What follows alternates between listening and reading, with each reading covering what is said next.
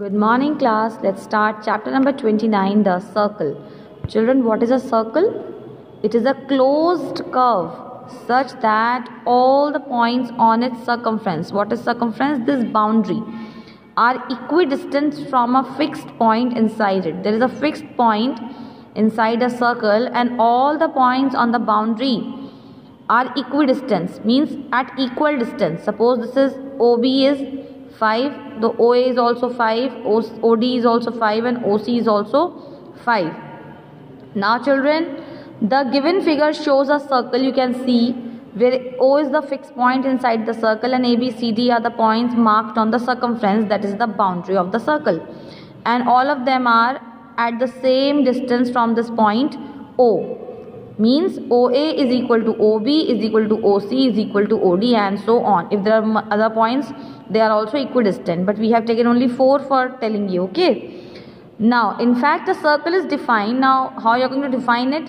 Path traced by a moving point. Suppose a point is moving and it is tracing a path which is always remains constant, means at a fixed distance from this fixed point. Now, this fixed point is called the center of the circle, and the distance, this equidistance which the point is keeping from this center, this distance is called radius.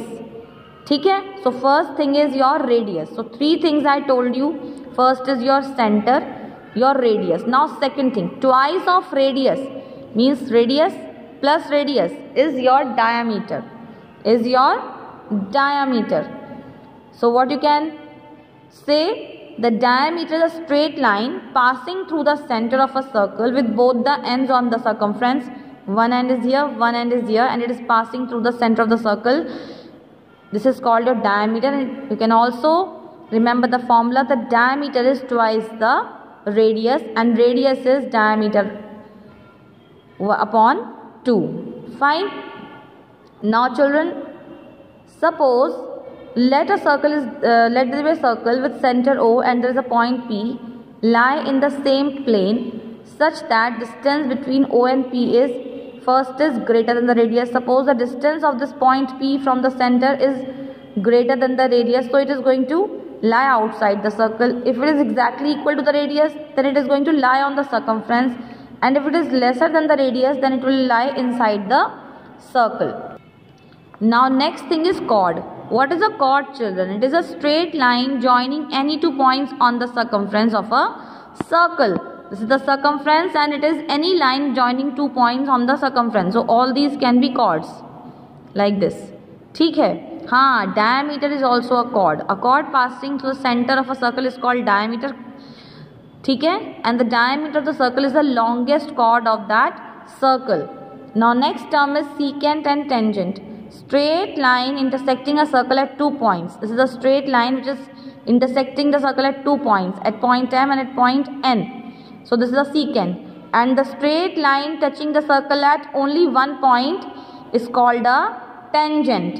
ठीक है? So this is your tangent CD and this AB is your secant. Now next is arc.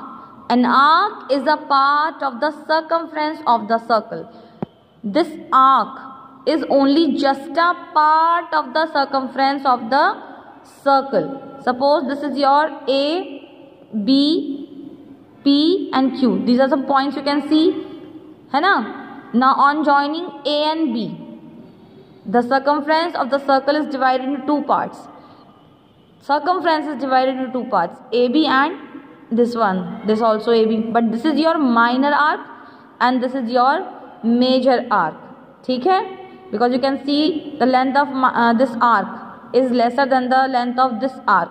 So this is your minor arc and this is your major arc. Now next term is sector. The part of a circle enclosed by any 2 radii.